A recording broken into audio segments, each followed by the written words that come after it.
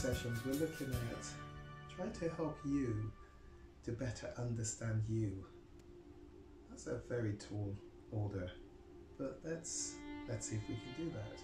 By the end of these two next sessions, I hope that you'll have a greater insight into why you do what you do.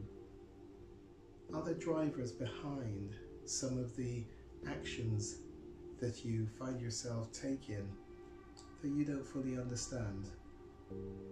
What I want you to understand as we go into this session is the fact that we, all of us, because we are human beings, have what we call core emotional needs. They are needs that go to the core of who we are, and they need to be met, and they want to be met. I'm talking about things like the need to feel a sense of acceptance, affection, appreciation, approval, attention, comfort, encouragement, respect, security, support. We need to have these top 10 core emotional needs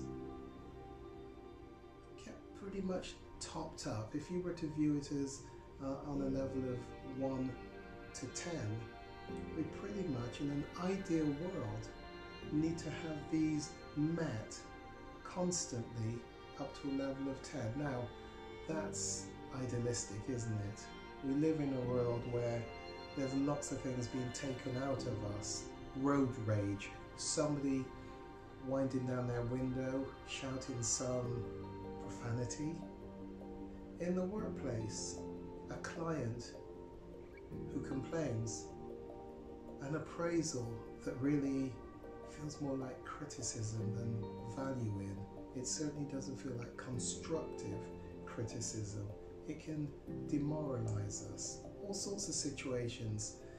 I want you to understand though that we get these core emotional needs met in various what we call systems. I'm going to show you a document where there are various circles, and those circles identify the systems that we interact in.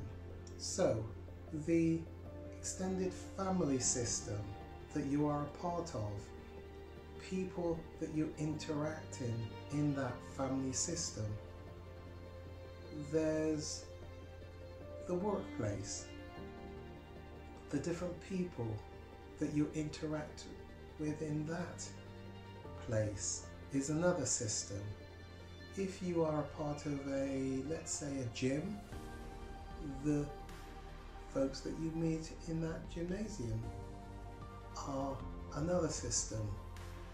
Some other outlet that you attend where you interact with a different type of individuals, again another system. So what I'm trying to show you is all those different places that you interact with other people are systems, and each of those systems play a part in topping up, building up, keeping at a higher level those core emotional needs. But they also play a part in taking out, depleting our core emotional needs. And so this first exercise is about helping you to identify your top 3 core emotional needs. Which of these 10 do you identify as representing your number 1 most important core need? Is it to have a sense of acceptance, and the definition is there for each of these words, but essentially you give them your own definition as to what you think those words mean. Acceptance, affection, appreciation, approval, attention, comfort, encouragement, respect, security, support. Which of those top 10 lots of other core needs, and that's why these are top 10. But which of these top 10 do you identify as representing your number 1,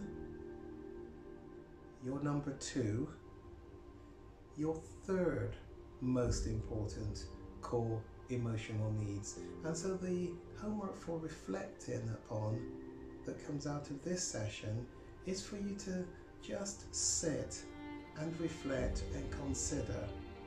Now, be careful you don't become too intellectual, looking for evidence. Maybe you can just look at past patterns of behavior in your life that will actually help you to see and understand you a bit better, and you may be able to see why and how you have reacted in certain ways. Maybe the explanation has something to do with your core emotional needs are perhaps depleted and you're seeking to get them met. When you look at the sheet that I'll give you as a part of this homework, you will see on the left hand side, next to each of those words, is a little box, and down the left hand side it says myself next to each of those words. And what I'd like you to do, under the column going down the left hand side of myself, I would like you to put number 1 in the little box next to the word that you think is the word that represents your number 1 most important core need. Then put number 2 in the box next to the word that you represent, that you think represents your second most important core need, and the same for your third. This is a really useful exercise for you to consider doing with your partner. And so down the right hand side you'll see a column headed partner. What you might want to do is identify which of those words do you think represent your partner's number 1 most important core need, which they would want to be met, their number 2 and their number 3. Now, I'm just explaining how you might want to do the exercise with a partner. Print off another sheet and do the exercise with them.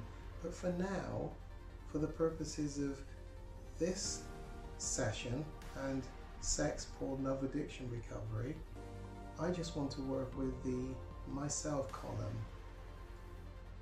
What I'd like you to do, having sat, reflected and chosen your number 1, your number 2, your number 3,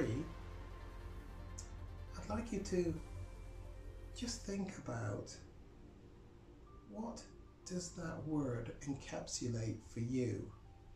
In a practical way, what does the need to feel appreciated